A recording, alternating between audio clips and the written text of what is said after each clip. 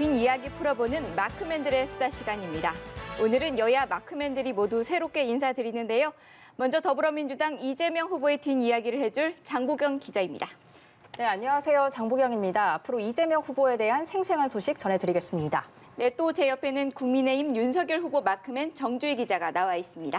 네, 안녕하세요. 정주희입니다. 윤석열 후보의 숨은 이야기들까지 전해드리겠습니다. 네, 지난주에는 남 기자 2명과 제가 수다를 떨어봤는데 이제는 여 기자 셋이 수다를 떨게 됐습니다. 두 분 활약 기대해 보겠습니다.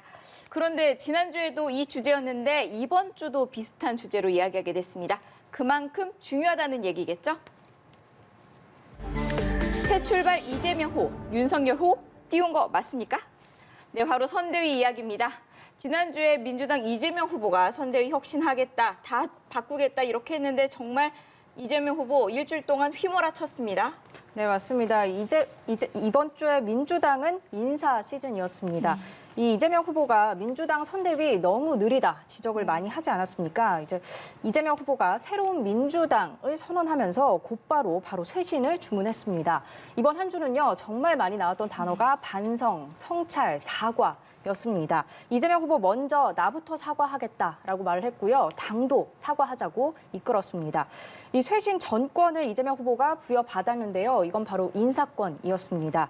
윤관석 전 사무총장 등 핵심 당직자들이 일괄적으로 사퇴를 했고 바로 다음 날 김영진 신임 사무총장과 강훈식 전략기획위원장 임명됐습니다. 이 경선 때부터 함께한 우원식 공동선대위원장과 조정식 상임총괄본부장, 박홍근 비서실장도 직책을 내려놨는데요. 보통 선대위 꾸리면 수장들은 3, 4선 경륜 그렇죠. 있는 인사들이 많이 하잖아요.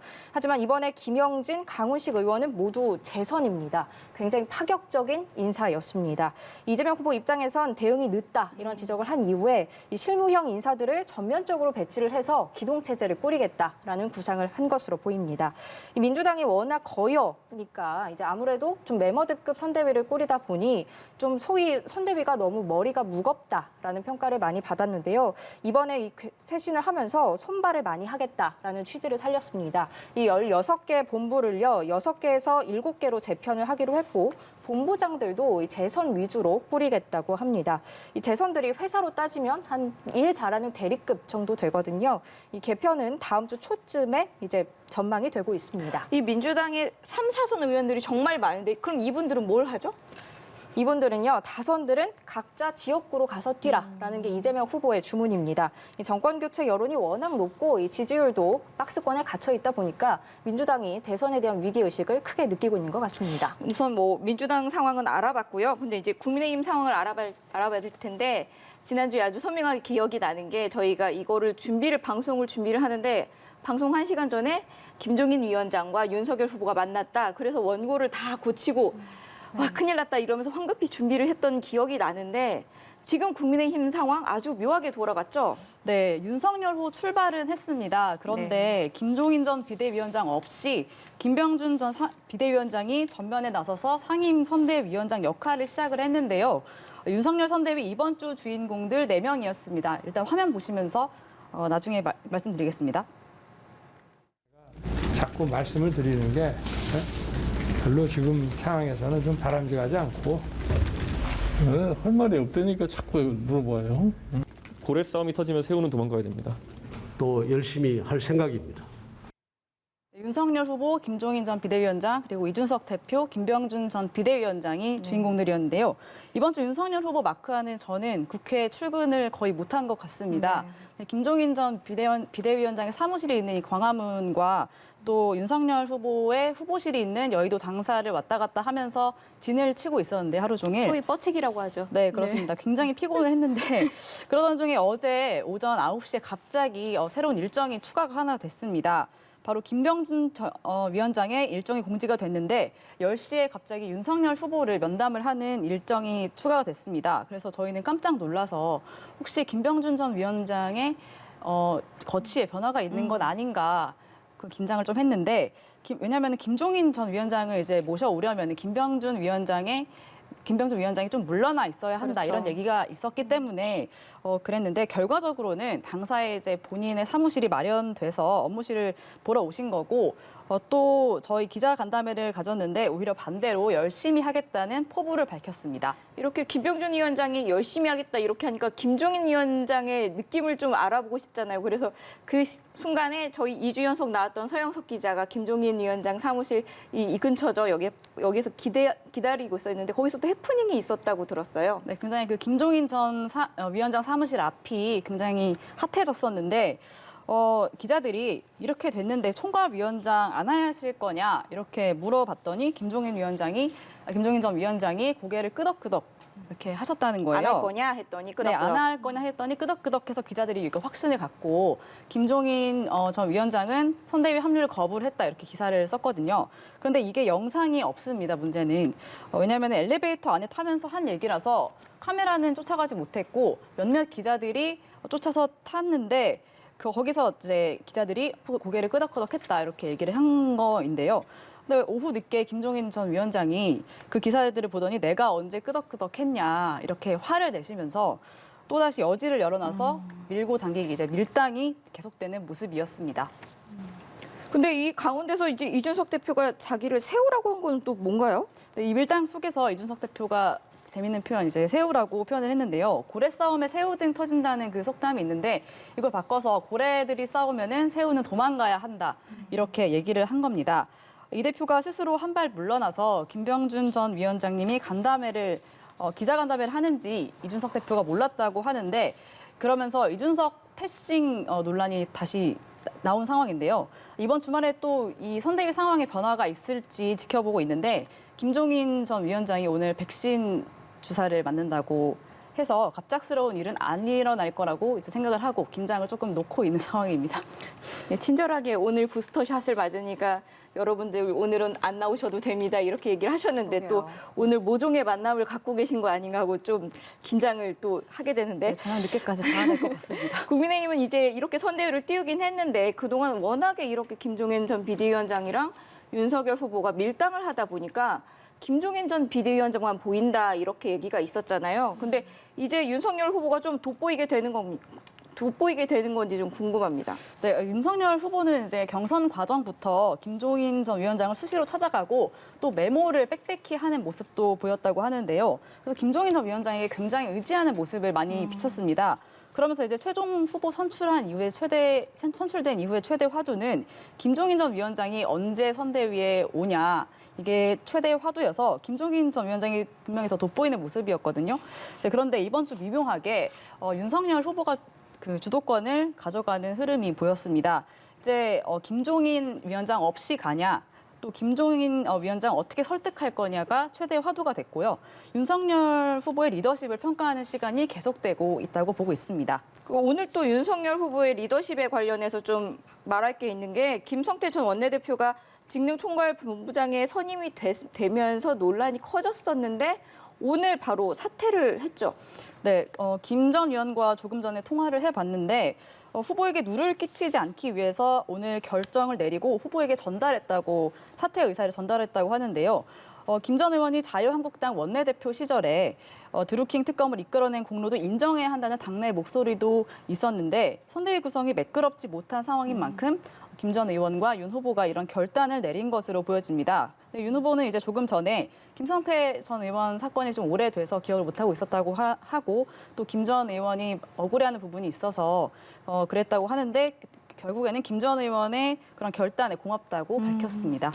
지금 아직 국민의힘은 조금 삐걱거리는 모습인데 민주당은 완전히 다르잖아요. 지금 제가 느끼기에는 이재명 후보가 민주당을 좀 접수했다 이런 느낌이 드는데 장 기자는 일주일 동안 어떤 느낌을 받았습니까? 저도 같은 느낌을 받았는데요. 이재명의 민주당 이 선언을 한 이후에 주도권을 제대로 잡았습니다. 사실 이번에 임명된 김영진 총장 이 이재명 후보의 최측근 중 한 명입니다. 2017년 대선 경선 때도 이재명 후보를 도왔고 또 흔히 말하는 7인의 멤버 중에 하나인데요. 그리고 또 대학교 선후배 관계이기도 합니다. 몇 의원들한테 물어보니까 김영진 총장이 이재명 후보와 성격 등이 굉장히 닮았다고 하더라고요. 추진력 있는 스타일이라는 평 평가를 받고 있습니다.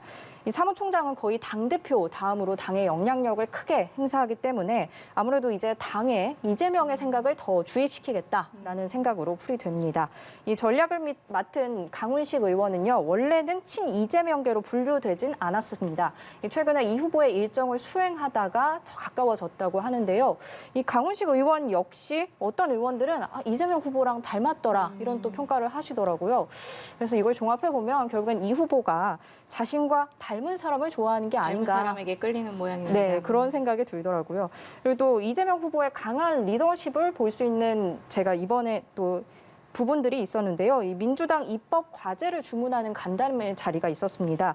이 자리에서 이 장애물이 있든 책임을 지고 다하지 못하면 문책이 따르는 건 당연하다라는 말을 했습니다. 이 의원들 앞에서 했던 말인데요. 이 의원들에게 현장에서 민심을 듣고 자기한테 그걸 좀 빨리 보고해달라라는 주문도 했습니다. 이 아무래도 또 돌연 갑자기 나와서 국민들 앞에 사죄의 절을 하겠다고 하면서 큰 절을 했는데 이 뒤에 있던 의원들 표정이 전혀 몰랐던 표정이더라고요. 그래서 현장 관계자한테 슬쩍 물어보니까 시나리오에는 전혀 없었던 당시 이제 돌발적인 상황이었다라는 설명을 했습니다. 이 인사권 행사로 말 그대로 이 당의 분위기를 휘어잡는 분위기입니다. 네, 근데 이 전권을 잡으려고 너무 측근들만 이렇게 채운 거 아닌가 이렇게 보여지기도 했는데 어떤가요? 이게 사실 친소 관계로 인사를 하면 말이 나오잖아요. 근데 원칙을 굉장히 잘 잡았습니다. 이 다선 의원들은 지역으로 가라, 지역에서 열심히 뛰어라라는 취지였고요. 이 경기도지사를 할 때도, 이 행정을 할 때도 이 소위 말해서 인사 스타일이 비슷했다고 합니다. 의사 결정을 하기 전까지는 고민을 많이 하고 또 이 여러 가지 안을 만들어서 검토를 한 다음에 결정이 되면 집행은 신속하게 합니다. 이 일각에서는 주요 당직자 사퇴 의사를 밝힌 뒤에 그래도 조금 텀을 둬서 하는 게 좋지 않겠느냐라는 이 전망을 하는 분들도 계셨는데요. 하지만 바로 다음 날에 새 인선을 발표했습니다. 이 아무래도 성과, 실력 위주, 실무형 인선 배치 이런 거를 중시해봤고요. 그래서 이 평판 조회 같은 것도 두루 물어본다고 합니다. 이번에 직책을 내려놓은 의원들한테 사실 조심스럽게 좀 여쭤봤거든요. 혹시 좀 서운한 게 있지 않으셨느냐라고 여쭤보니까 아니다. 김영진 의원과 강훈식 의원이 굉장히 잘한다라고. 진심이셨을까요? 진심이실 거라고 믿습니다. 네, 그러시더라고요. 그리고 이 후보가 늘 강조했듯이 개편 작업은 성과가 늘 중요하니까요. 이 후보발 쇄신의 목적지, 결과가 얼마나 좋을지 궁금합니다. 이제 선거가 진짜 말 그대로 내일 모레면 딱 100일이 남습니다. 이제 선대위 잡음 없이 양측 모두 지략 대결을 펼치는 모습을 기대하겠습니다. 주제 넘겨보겠습니다. 부드러운 남자, 정제된 남자입니다. 예, 사실 마수다 이게 첫 회에서 이재명 후보 은발이 트레이드 마크가 됐다 이렇게 이야기를 했는데 이번 주에 이재명 후보 변신했습니다. 1년 8개월 만이라고 들었습니다. 네, 지난 목요일이었는데요.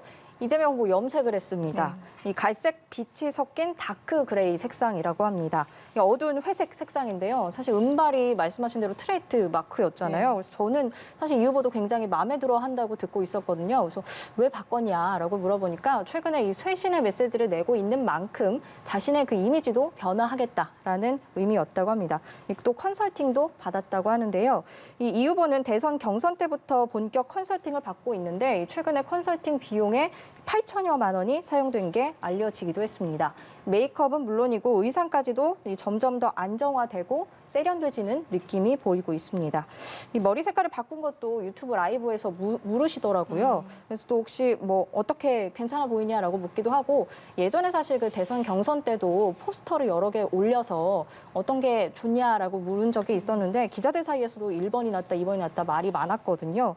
이 실제 지지자들도 SNS DM 메시지 같은 것도 굉장히 많이 보낸다고 합니다. 이 이미지가 강하기 때문에 참모들도 어떻게 하면 조금 더 대중들한테 부드럽게 보일 수 있을까 이 부분을 고민을 많이 하는 것 같습니다. 혹시 윤 후보는 컨설팅 받으시나요? 저도 이재명 후보 염색하신 거 보고 이제 궁금해서 윤석열 후보는 염색해볼 생각이 없는지 또 이제 컨설팅을 받고 계신지 좀 여쭤봤는데 윤석열 측에서는 전혀 계획이 없다고 이렇게 말을 했습니다. 왜냐고 이제 물어봤더니 이유는 윤 후보가 워낙에 털털하고 또 자연스럽게 보이는 걸 굉장히 좋아하기 때문에 그렇게 이제 뭔가 이제 이미지를 인위적으로 바꾸고 이런 거에 대해서 약간 계획이 없다고 말을 했고요. 현재로서는 이제 앞머리를 이제 올렸다가 내렸다가 이런 이미지 정도의 변화만 있는 것 같습니다. 근데 윤 후보도 사실 외모가 좀 많이 바뀌기는 했는데 앞으로 대선이 이제 점점 격화가 되면 이미지 컨설팅도 받지 않으실까 이런 생각도 드는데요. 다시 이제 이 후보 이야기로 돌아가 보겠습니다. 머리는 이제 검정색으로 바뀌었지만 근데 이 후보 점점 더 부드러워지는 것 같습니다. 네, 이번 주 이 후보 정말 많이 울었습니다. 저는 이 후보가 이렇게 눈물이 많은 사람인지 몰랐는데요. 자세를 굉장히 많이 낮췄고 또 이 감성적인 공감 행보를 많이 보여주고 있습니다. 영상으로 먼저 보시죠. 오래오래 사세요. 아니, 저희 어머니가 작년에 돌아가셨거든요.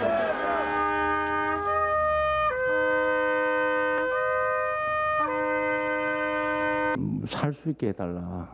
그런 그런 분들의 그 눈물을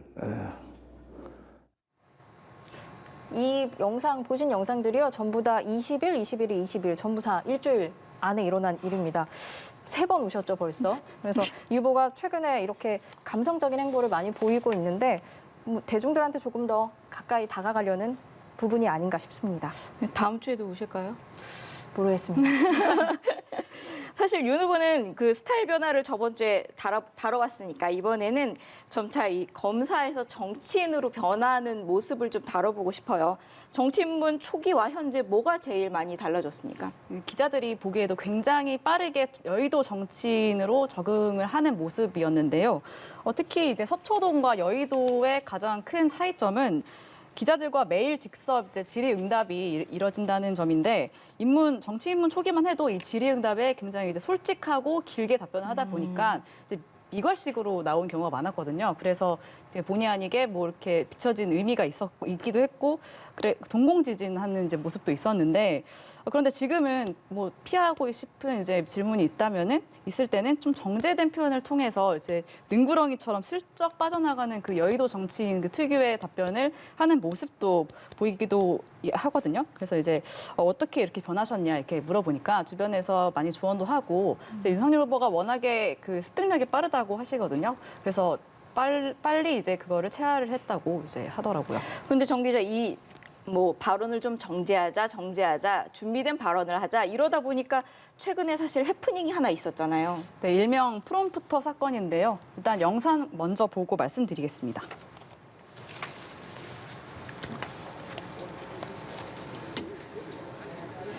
지금 행사가 진행됐는데 윤 후보가 말을 안 하고 있네요. 네네. 이 프롬프터가 뭐냐면은 미리 준비된 원고를 보여주는 기계인데요.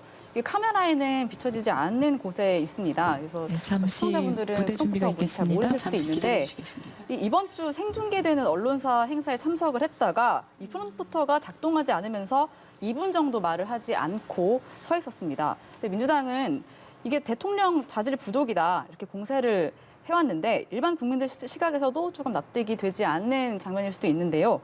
윤석열 후보 측 그 설명을 들어보니까 사전에 프롬프터가 준비돼 있는데 거기에 원고가 올라온다고 주최 측에서 이제 사전 협의를 했고, 정치인들은 행사를 많이 다니고 또 방송을 많이 출연하다 보니까 프롬프터에 굉장히 익숙하고 능숙하거든요.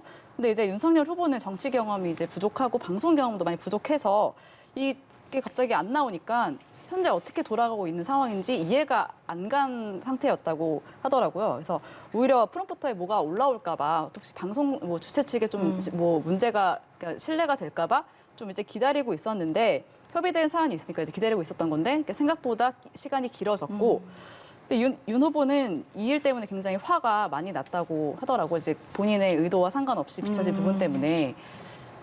이재명 후보는 사실 프롬프터 없이도 한 30분은 충분히 발언이 가능하시거든요. 이재명 후보님은 이제 정치 경험이 굉장히 기시니까, 그리고 또 이제 그 지금 이 스튜디오 안에 제 앞에도 이제 그 프롬프터가 있거든요. 저희가 원고를 다 써놓지는 않지만 혹시 모를 방송 사고에 대비해서 이제 그런 프롬프터를 준비를 해 놓는데, 만약에 저도 이 프롬프터가 꺼지면은 이제 가이드라인 없이 자유로운 방송을 하게 되는 이제 그런 그렇죠. 상황인 거죠. 방송 사고가 날 수 있죠.